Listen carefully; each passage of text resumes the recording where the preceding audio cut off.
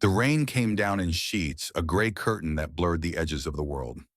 10-year-old Jamal Carter stood at the bus stop, his sneakers soaked through, his hoodie clinging to his skinny frame. His breath puffed out in little clouds, and his dark eyes scanned the street, searching for the glow of headlights. The city was alive around him, horns blaring, neon signs flickering. But here, at this lonely corner, it felt like he was the only soul left. Jamal clutched a crumpled dollar bill in his pocket, the last of his allowance. He'd meant to buy a candy bar after school, but his little sister, Tasha, had begged for a pencil with a sparkly eraser. He'd given in, of course. Tasha's smile was worth more than any chocolate. Now, though, he was counting pennies in his head, praying the bus fare hadn't gone up since yesterday. A sharp cough broke his thoughts. Across the bus stop, an old woman sat on the bench, her wheelchair glinting under the streetlight. Her hair was a wild halo of white, her hands gnarled and trembling as she fumbled with a small coin purse. She wore a threadbare coat, the kind you'd find in a thrift store bin, and her face was etched with lines that told stories of a hard life. She muttered to herself, her voice frail, as coins slipped through her fingers and clinked onto the wet pavement. Jamal's heart tugged. He glanced at the approaching bus, its headlights cutting through the rain, then back at the woman. She was still struggling, her shoulders hunched against the cold. Something in her eyes, desperation maybe, or just exhaustion, pulled him toward her like a magnet. "Hey, ma'am," he said, stepping closer. His voice was small against the storm, but it carried. "You okay?" The woman looked up, startled. Her eyes, a faded blue, locked onto his. For a moment, they just stared, two strangers caught in the rain. Then she smiled, a wobbly thing that made her face softer. "Just trying to find the right change, child. This old purse, it's got a mind of its own." Jamal grinned, despite the chill creeping up his spine. "Let me help." He crouched down, picking up the scattered coins. They were slick with rainwater, but he didn't care. He handed them back to her, his fingers brushing her cold, papery skin. "Thank you," she whispered, her voice cracking. "But I'm still short. The fare's $1.50, and I've only got, 70 cents maybe." Jamal's stomach twisted. He knew that feeling, counting coins, coming up short, hoping for a miracle. The bus was pulling up now, its brakes hissing like an impatient dragon. The driver, a burly man with a tired face, leaned out the door. "Let's go, folks. I ain't got all night." Jamal hesitated. His dollar was all he had. If he gave it up, he'd have to walk home. 2 miles in the rain, past the sketchy corner store and the alley where the streetlights never worked. But the woman's hands were shaking and her eyes were pleading, even if she didn't say a word. He pulled the dollar from his pocket and pressed it into her hand. "Here," he said, trying to sound casual. "You take this. I'll be fine." Her eyes widened. "Oh, no, child, I can't." "It's okay," Jamal cut in, flashing a smile that hit his nerves. "I like walking. Keeps me strong." He flexed his skinny arm, making her chuckle. The driver honked and the woman nodded, her expression a mix of gratitude and something deeper, something Jamal couldn't quite name. She wheeled onto the bus, the driver helping her with a grunt. As the doors closed, she looked back at Jamal, her gaze lingering like she was memorizing his face. Jamal stood there, alone again, as the bus pulled away. The rain soaked his hair, dripping down his face, but he didn't move. He felt lighter somehow, like he'd done something bigger than he could understand. He turned and started the long walk home, his sneakers squelching with every step. Jamal's neighborhood wasn't the kind you'd see on postcards. It was all cracked sidewalks and peeling paint, with music spilling out of open windows and the smell of fried plantains in the air. His family lived in a third-floor walk-up, a cramped apartment that always felt warm, even when the heat was off. His mom, Denise, worked double shifts at the hospital, and his dad, Marcus, drove a delivery truck. They weren't rich, but they had each other, and that was enough. When Jamal trudged through the door, dripping wet, Denise was in the kitchen, stirring a pot of red beans and rice. Tasha sat at the table, coloring a picture of a unicorn. "Boy, you look like a drowned rat," Denise said, her voice teasing, but her eyes sharp with worry. "Where's your jacket?" "Forgot it," Jamal mumbled, kicking off his sneakers. He didn't mention the bus fare. He didn't want his mom to worry. She had enough on her plate. Denise raised an eyebrow but let it slide. "Go change before you catch a cold. Dinner's almost ready." Jamal nodded, heading to the tiny room he shared with Tasha. He peeled off his wet clothes, his mind replaying the moment at the bus stop. Why had he given up his dollar? He could have just walked away, let the old woman figure it out. But something about her, those trembling hands, that tired smile, had made him want to help. It wasn't just pity. It was like he had to. At dinner, Tasha chattered about her day, her pigtails bouncing as she waved her fork. Jamal listened, half smiling, but his thoughts kept drifting. He wondered where the old woman was now, if she'd made it home safe. He wondered if she'd remember him. "Jamal, you okay?" Marcus asked, his deep voice cutting through the noise. "You're quieter than usual." Jamal shrugged. "Just tired, Dad." Marcus studied him, his gaze steady. "You sure?" "Yeah," Jamal forced a grin. "Just thinking about school." Marcus didn't push, but his eyes said he knew there was more. Jamal ducked his head, focusing on his plate. He didn't want to talk about it, not yet. It felt too private, like a secret he was still figuring out. The next morning, the rain had stopped, leaving the city sparkling under a pale sun. Jamal walked to school, his backpack bouncing against his shoulders. He passed the bus stop, half expecting to see the old woman there, but the bench was empty. He felt a pang of disappointment, though he wasn't sure why. At school, Jamal was the kid everyone liked, but no one really noticed. He wasn't the star athlete or the class clown, just a quiet boy with a quick smile and a knack for helping others. He'd hold the door for teachers, share his lunch with kids who forgot theirs, even tutor younger students in math when the teacher asked. It wasn't something he thought about. It was just who he was. That afternoon, as he walked home, he noticed a commotion at the corner store. A crowd had gathered, their voices buzzing with excitement. Jamal edged closer, curious. A news van was parked nearby, its antenna poking into the sky. A reporter, a young woman with a bright red coat, was talking to Mr. Rodriguez, the store owner. "What's going on?" Jamal asked a kid from his class, Malik, who was bouncing on his toes. "Some billionaires in town," Malik said, eyes wide. "They say she's giving away money or something. Been all over the news." Jamal frowned. "A billionaire? Here?" "Yeah, crazy, right? Her name's like Eleanor something. Old lady, super rich. Owns half the city or whatever." Jamal's stomach did a little flip. He didn't know why, but the mention of an old lady made him think of the bus stop. He shook it off. It was ridiculous. Billionaires didn't ride buses, and they definitely didn't need help with spare change. Still, he lingered, listening as the reporter interviewed Mr. Rodriguez.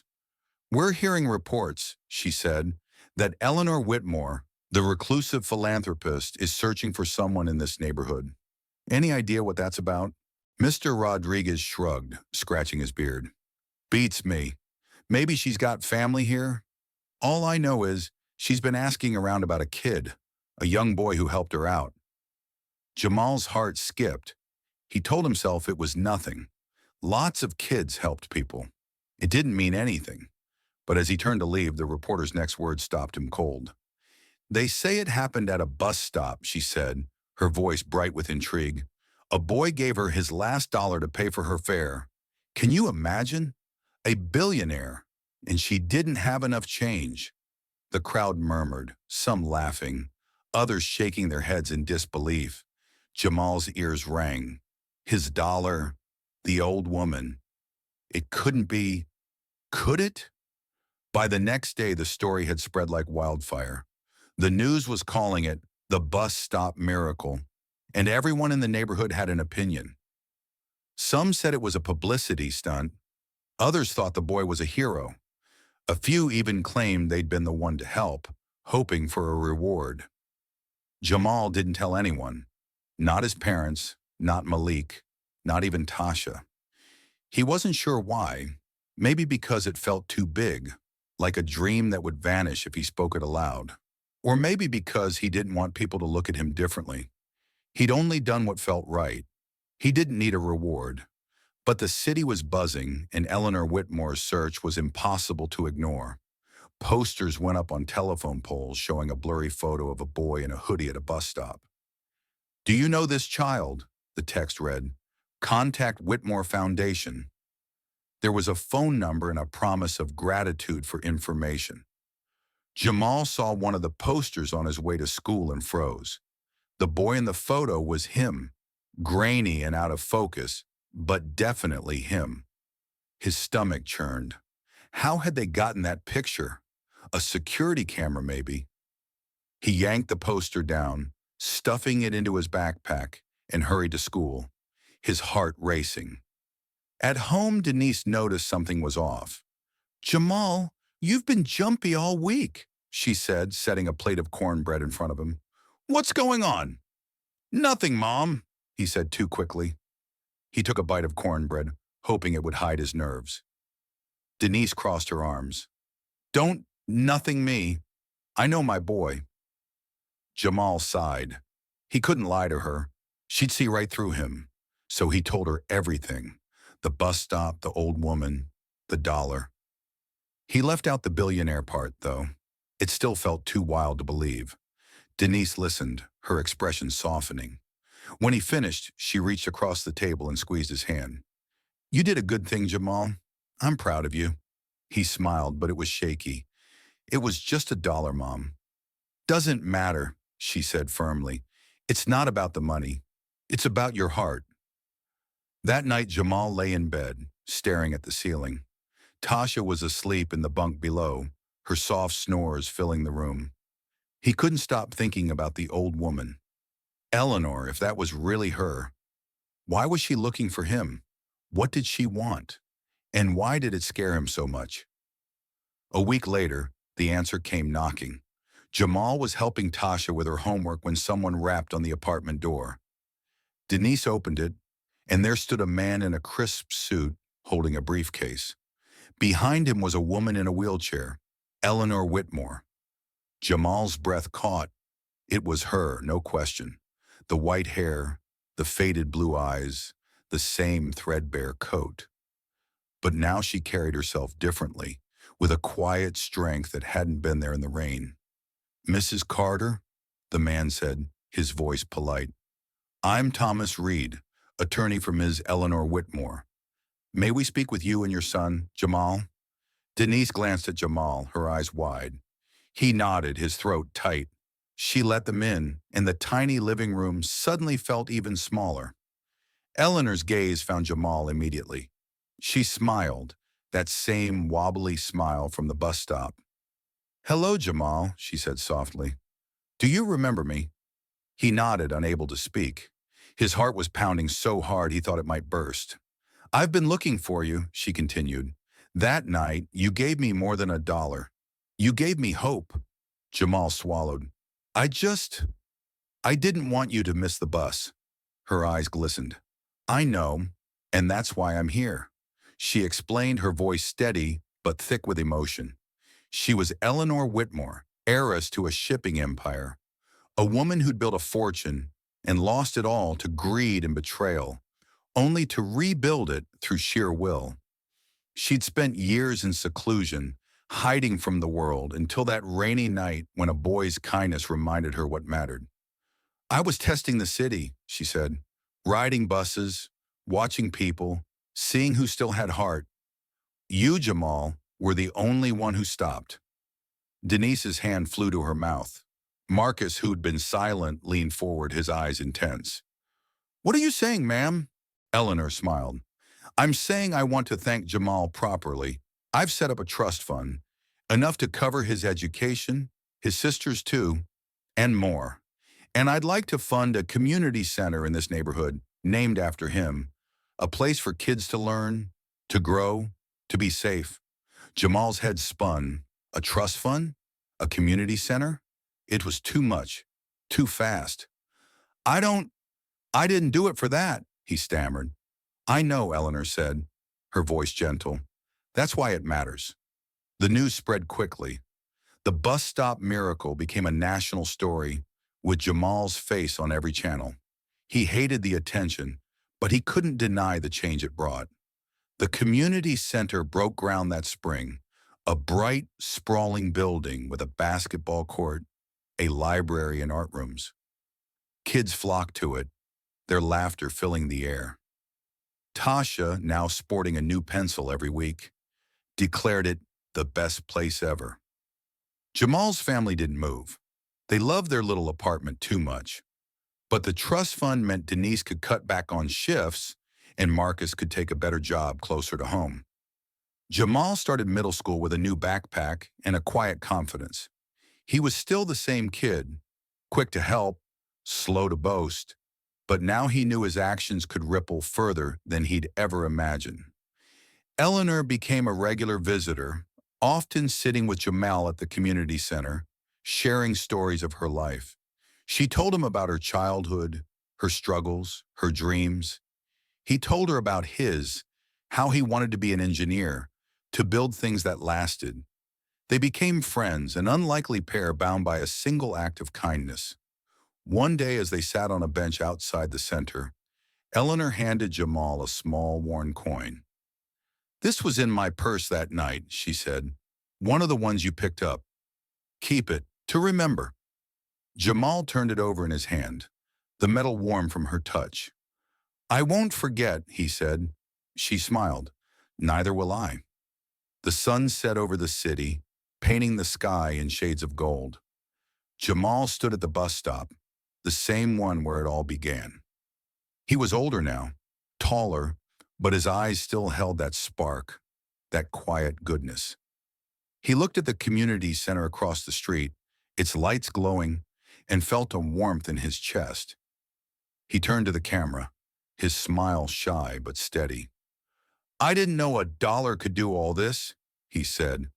But maybe it's not about the money. Maybe it's about what we do for each other. So go out there, help someone, even if it's small. You never know what it'll start. He paused, then grinned. Oh, and if you like this story, hit that like button and share it with your friends. Let's keep spreading kindness. See you in the next video.